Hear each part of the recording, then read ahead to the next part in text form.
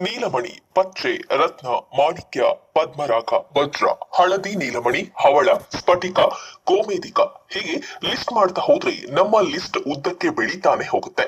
ಎಷ್ಟೊಂದು ಚಂದವಿದೆ ಅಲ್ವಾ ಈ ಎಲ್ಲ ಹೆಸರುಗಳು. ಈ ಹೆಸರುಗಳನ್ನೆಲ್ಲ ಕೇಳ್ತಾ ಹೋದಂತೆ ಕಣ್ಣೆದ್ರು ಯಾವುದೋ ಒಂದು ದೊಡ್ಡ ಲೋಕ ನಿಮ್ಮೆದ್ರು ತೆರೆದುಕೊಂಡಂತೆ ಅನಿಸ್ತಾ ಇದೆಯಾ? ಹಾಗೆಯೇ ಇನ್ನೊಂದು ವಿಚಾರನೂ ನಿಮ್ಮೊಳಗೆ ಮೂಡುತ್ತೆ. ಅದೇನಂದ್ರೆ ಈ ವಜ್ರ ಮತ್ತು ರತ್ನಗಳೆಲ್ಲ ಅತ್ಯಂತ ಬೆಲೆ ಬಾಳುವ ವಸ್ತುಗಳೆನ್ನುವುದು. ಎಸ್, ಇವೆಲ್ಲ ನಮ್ಮ ಭೂಮಿ ಮೇಲೆ ಸಿಗುವ ಅತ್ಯಂತ ಬೆಲೆ ಬಾಳುವ ವಸ್ತುಗಳೇ. ಇವಕ್ಕೆಲ್ಲ ಇಷ್ಟು ಬೆಲೆ ಇರೋಕೆ ಕಾರಣಗಳು ಉಂಟು. ಅದೇನಂದ್ರೆ ಇವೆಲ್ಲ ನಮ್ಮ ಲೈಫ್ ನಲ್ಲಿ ಚಮತ್ಕಾರಿ ಬದಲಾವಣೆ ತರೋ ಹರಳುಗಳು, ನಮಗೆ ಒಳ್ಳೆಯದನ್ನ ಮಾಡೋ ಕಲ್ಲುಗಳು. ಲೋಕದಲ್ಲಿ ಒಳ್ಳೆಯ ವಸ್ತುಗಳಿಗೆ ಬೆಲೆ ಜಾಸ್ತಿ ಅಂತೆ, ಹಾಗೆಯೇ ಈ ಹರಳುಗಳಿಗೂ ಭಾರಿ ಬೆಲೆ ಇದೆ. ಪಚ್ಚೆ, ರತ್ನ, ಮಾಣಿಕ್ಯ, ಪದ್ಮರಾಗ ಇವೆಲ್ಲ ಹೆಸರುಗಳನ್ನ ನೀವು ಕೇಳಿ ಇವುಗಳಿಂದ ಏನಾಗುತ್ತೆ, ಇದು ನಮ್ಮ ಲೈಫ್ ನಲ್ಲಿ ಏನೆಲ್ಲ ಬದಲಾವಣೆ ತರುತ್ತೆ ಅಂತ ಯೋಚನೆ ಮಾಡ್ತಾ ಇದ್ದೀರಾ? ಇವುಗಳ ಹಿಂದಿರುವ ಸ್ವಾರಸ್ಯಕರವಾದ ಸಂಗತಿಗಳನ್ನ ಹೇಳಿದ್ರೆ ನೀವು ಖಂಡಿತ ಅಚ್ಚರಿ ಪಡ್ತೀರಿ, ಕಣ್ಣು ಅರಳಿಸ್ತೀರಿ. ಬನ್ನಿ ಹಾಗಿದ್ರೆ ಇವುಗಳ ಇಂಟ್ರೆಸ್ಟಿಂಗ್ ಸಂಗತಿಗಳನ್ನ ನಾವು ಹೇಳ್ತೀವಿ. ಯಾವ ರಾಶಿಯವರು ಯಾವ ರತ್ನ ಧರಿಸಿದ್ರೆ ಅದೃಷ್ಟ ಖುಲಾಯಿಸುತ್ತೆ, ನಿಮ್ಮ ಬದುಕಿನ ದಿಕ್ಕನ್ನೇ ಬದಲಾಯಿಸುವ ಶಕ್ತಿ ಇರೋ ರತ್ನ ಯಾವುದು ಅಂತ ಗೊತ್ತಾ? ಯಾವ ಬೆರಳಿಗೆ ಯಾವ ಹರಳಿನ ಉಂಗುರ ಧರಿಸಿದ್ರೆ ನೀವು ಸಿರಿವಂತರಾಗ್ತೀರಾ ಅಂತೆಲ್ಲ ಸುದ್ದಿಗಳನ್ನ ನೀವು ಡೈಲಿ ಲೈಫ್ ನಲ್ಲಿ ಕೇಳ್ತಾನೆ ಇರ್ತೀರಾ. ಇಂತಹ ಸುದ್ದಿಗಳನ್ನ ಕೇಳಿದಾಗ ಇದು ನಿಜಕ್ಕೂ ಸಾಧ್ಯನಾ? ಉಂಗುರ ಧರಿಸಿದ್ರೆ ಶ್ರೀಮಂತರಾಗ್ತಾರಾ ಅಂತ ನಿಮ್ಗೆ ಆಶ್ಚರ್ಯ ಆಗಬಹುದು. ಉಂಗುರ ಧರಿಸಿದ್ರೆ ಬರೀ ಶ್ರೀಮಂತರಾಗುವುದಿಲ್ಲ, ನೀವು ಕಲ್ಪನೆಯಲ್ಲೂ ಎಣಿಸಲಾರದ ಅಚ್ಚರಿ ನಿಮ್ಮ ಬದುಕಿನಲ್ಲಿ ಘಟಿಸುತ್ತೆ ಅನ್ನೋದು ನಿಮ್ಗೆ ಏನಾದ್ರೂ ಗೊತ್ತಾ? ಬರೀ ಒಂದು ಕಲ್ಲು ನಿಮ್ಮ ಲೈಫ್ ನಲ್ಲಿ ಏನೆಲ್ಲ ಬದಲಾವಣೆ ಮಾಡುತ್ತೆ ಅನ್ನೋದನ್ನ ನಾವು ನಿಮ್ಗೆ ಹೇಳ್ತೀವಿ, ಕೇಳಿ. ನಮಸ್ಕಾರ, ನೀವು ಕೇಳ್ತಾ ಇದ್ದೀರಾ ಕುಕು FM. ಎಂದಿನ ವಿಷಯ ಅದೃಷ್ಟ ರತ್ನ ರಹಸ್ಯ. ನಿಮ್ಮ ರಾಶಿ ಯಾವುದು ಅನ್ನೋದ್ರ ಮೇಲೆ ನೀವು ಯಾವ ಕಲ್ಲಿರುವ ಉಂಗುರ ಧರಿಸಬೇಕು, ಯಾವ ಉಂಗುರ ನಿಮ್ಮ ಬದುಕಿಗೆ ಬದಲಾವಣೆ ತರುತ್ತೆ, ಯಾವ ಉಂಗುರ ಧರಿಸಿದ್ರೆ ಏನಾಗುತ್ತೆ ಅನ್ನೋದನ್ನ ಡಿಸೈಡ್ ಆಗುತ್ತೆ. ನಿಮ್ಮ ರಾಶಿಗೆ ತಕ್ಕ ಉಂಗುರ ಮಾಡಿಸಿ ಹಾಕೊಂಡು ನೀವು ನೆಮ್ಮದಿಯಾಗಿರ್ಬಹುದು. ನಿಮ್ಮ ಬದುಕಿಗೆ ನೆಮ್ಮದಿ, ಸಂತಸ ತುಂಬೋ ಶಕ್ತಿ ಇವೆ ಈ ರತ್ನದ ಉಂಗುರಗಳಿಗೆ.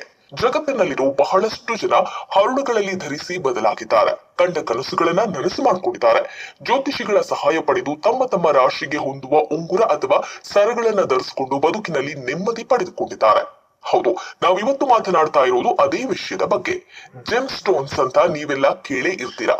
ಸ್ಟೋನ್ಸ್ ಅಂತಂದ್ರೆ ಕೇವಲ ಕಲ್ಲುಗಳಲ್ಲ, ನಿಮ್ಮ ಕಣ್ಣಿಗೆ ಮಿಂಚು ಮೂಡಿಸಿ ನಮ್ಮ ಬದುಕನ್ನೇ ಬದಲಾಯಿಸುವ ಶಕ್ತಿ ಇರುವ ಅದ್ಭುತ ಕಲ್ಲುಗಳಿವು. ನಿಮ್ಮ ಲೈಫ್ ಚೇಂಜ್ ಮಾಡುವಂತಹ ಅದೃಷ್ಟದ ರತ್ನಗಳು. ಜ್ಯೋತಿಷ್ಯ ಶಾಸ್ತ್ರದಲ್ಲಿ ಒಂದು ರತ್ನಗಳನ್ನ ಒಂದೊಂದು ರಾಶಿಗಳಿಗೆ ಕನೆಕ್ಟ್ ಮಾಡಿದ್ದಾರೆ. ಈ ರತ್ನಗಳಿಗೆಲ್ಲ ಒಂದು ಸ್ಪೆಷಲ್ ಪವರ್ ಇರುತ್ತೆ. ನೀವು ಈ ರತ್ನಗಳನ್ನ ಉಪಯೋಗಿಸಿ ಜ್ಯುವೆಲರ್ಸ್ ನ ಮಾಡಿಸಿ ಹಾಕೊಂಡ್ರೆ ನಿಮ್ಮ ದೇಹದ ಶಕ್ತಿ ಹೆಚ್ಚಾಗುವುದಲ್ಲದೆ ಹೀಲಿಂಗ್ ಪವರ್ ಮತ್ತು ಇಮ್ಯುನಿಟಿ ಪವರ್ ಕೂಡ ಜಾಸ್ತಿ ಆಗುತ್ತೆ. ನಿಮ್ಮ ಆರೋಗ್ಯ ಸರಿದಾರಿಗೆ ಬರುತ್ತೆ, ಐಶ್ವರ್ಯ ವೃದ್ಧಿ ಆಗುತ್ತೆ, ನೀವು ಲೈಫ್ ನಲ್ಲಿ ಎಡವುದು ತಪ್ಪುತ್ತೆ. ನಿಮ್ಮ ಲೈಫ್ ನಲ್ಲಿ ಕಳೆದು ಹೋದ ಚೈತನ್ಯ, ಸ್ಫೂರ್ತಿ, ಗೆಲುವು ಮತ್ತೆ ನಿಮಗೆ ಸಿಕ್ಕಿಬಿಡುತ್ತೆ. ಈ ಕಲ್ಲುಗಳಲ್ಲಿ ಅಂಥದ್ದೇನು ಶಕ್ತಿ ಇದೆ ಅಂತ ನೀವು ಉದಾಸೀನ ಮಾಡೋ ಹಾಗಿಲ್ಲ. ಈ ಒಂದೊಂದು ಕಲ್ಲಿನಿಂದ ನಮ್ಮ ಜೀವನ ಶೈಲಿಯೇ ಬದಲಾಗಿ ಬಿಡುತ್ತೆ. ನಾವು ಕಂಡ ಕನಸು ನನಸಾಗುತ್ತೆ, ಅದೃಷ್ಟ ಖುಲಾಯಿಸುತ್ತೆ.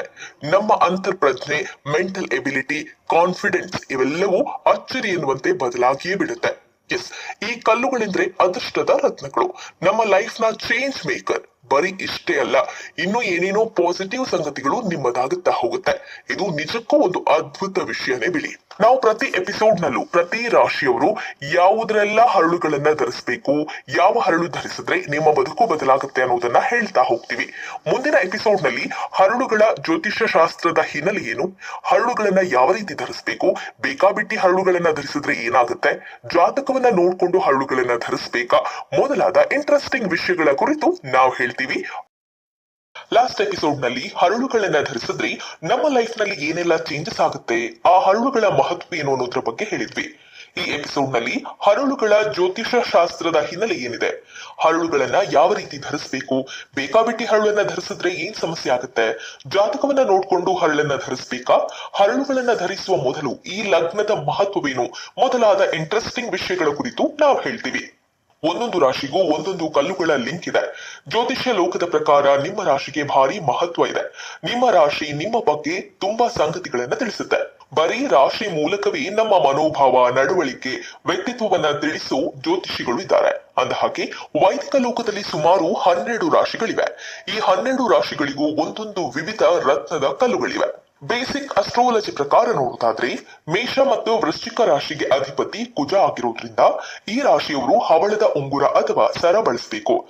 ಋಷಭ ಮತ್ತು ತುಲಾ ರಾಶಿಗೆ ಅಧಿಪತಿ ಶುಕ್ರನಾಗಿರುವುದರಿಂದ ಈ ರಾಶಿಯವರು ವಜ್ರದೃಂಗುರ ಬಳಸಬೇಕು. ಮಿಥುನ ಮತ್ತು ಕನ್ಯಾ ರಾಶಿಗೆ ಅಧಿಪತಿ ಬುಧನಾಗಿರುವುದರಿಂದ ಈ ರಾಶಿಯವರು ಪಚ್ಚೆ. ಕಟಕ ರಾಶಿಯವರು ಪರ್ಲ್ ಅಂದ್ರೆ ಮುತ್ತನ್ನ ಬಳಸಬೇಕು. ಸಿಂಹ ರಾಶಿಗೆ ಅಧಿಪತಿ ಸೂರ್ಯನಾಗಿರುವುದರಿಂದ ರೂಬಿ ಅಂದ್ರೆ ಮಾಣಿಕ್ಯವನ್ನ ಬಳಸಬೇಕು.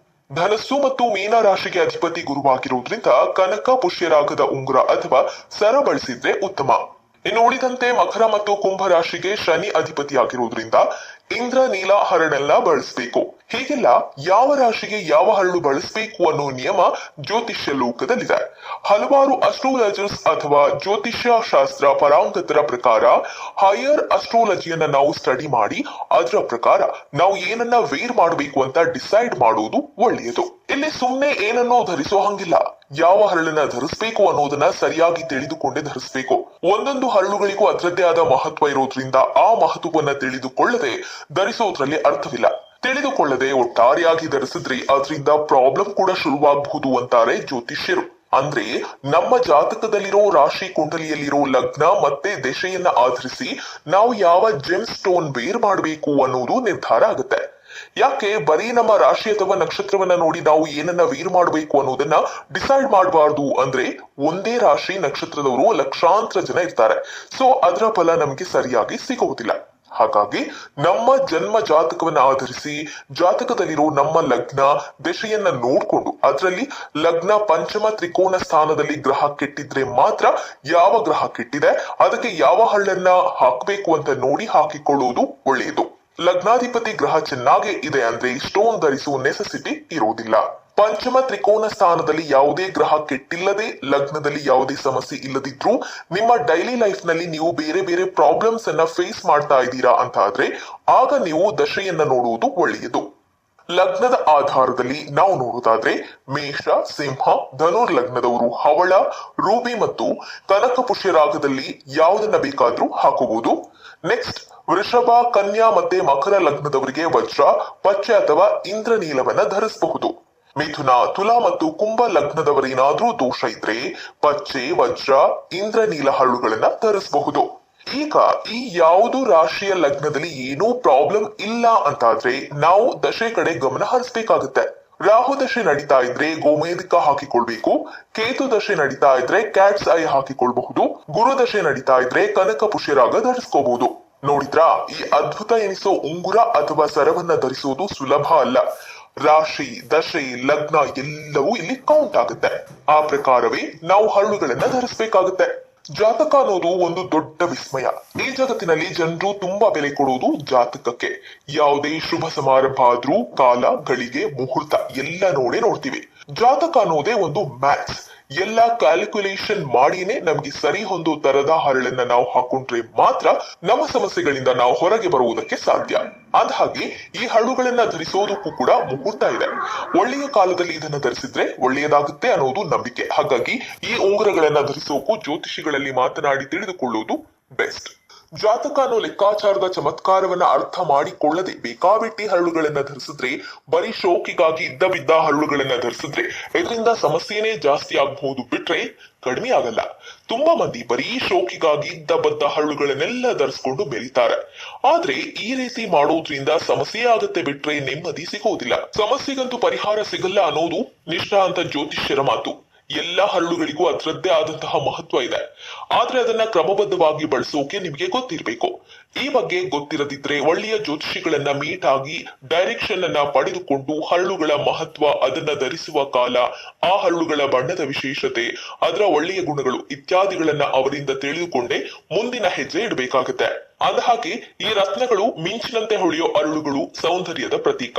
ಅಂದ್ರೆ ಈ ಹರಳುಗಳು ನಮ್ಮ ಸೌಂದರ್ಯವನ್ನ ಇಮ್ಮಡಿಗೊಳಿಸುತ್ತೆ. ನಮ್ಮ ಬಾಹ್ಯ ಸೌಂದರ್ಯವನ್ನ ಈ ರತ್ನಗಳು ಹೆಚ್ಚಿಸ್ತವೆ ಅನ್ನೋದು ಸಾಮಾನ್ಯವಾಗೂ ಎಲ್ಲರಿಗೆ ಗೊತ್ತಿರುವ ಸಂಗತಿನೇ ಬಿಡಿ. ಆದ್ರೆ ಬಾಹ್ಯ ಸೌಂದರ್ಯಕ್ಕೋಸ್ಕರವೇ ಈ ಹರಳುಗಳನ್ನ ಧರಿಸುವುದು ಸರಿಯಲ್ಲ. ನಮ್ಮ ಮಾನಸಿಕ ಸೌಂದರ್ಯ ಹೆಚ್ಚಿಸಿಕೊಳ್ಳೋಕೆ, ನಮಗೆ ಇನ್ನಿಲ್ಲದಂತೆ ಆತ್ಮವಿಶ್ವಾಸ ಹುಟ್ಟಿಸೋಕೆ ಈ ಹರಳುಗಳು ನಮಗೆ ಸಹಾಯ ಮಾಡುತ್ತೆ. ನಿಮ್ಗೆಲ್ಲ ತಿಳಿದಿರಬಹುದು, ಪ್ರಾಚೀನ ಕಾಲದಿಂದಾನು ರಾಜ ಮಹಾರಾಜರು ಮುತ್ತು ರತ್ನ ಹವಳಗಳಿಗೆ ಹೆಚ್ಚಿನ ಮಹತ್ವ ಕೊಡ್ತಾ ಇದ್ರು.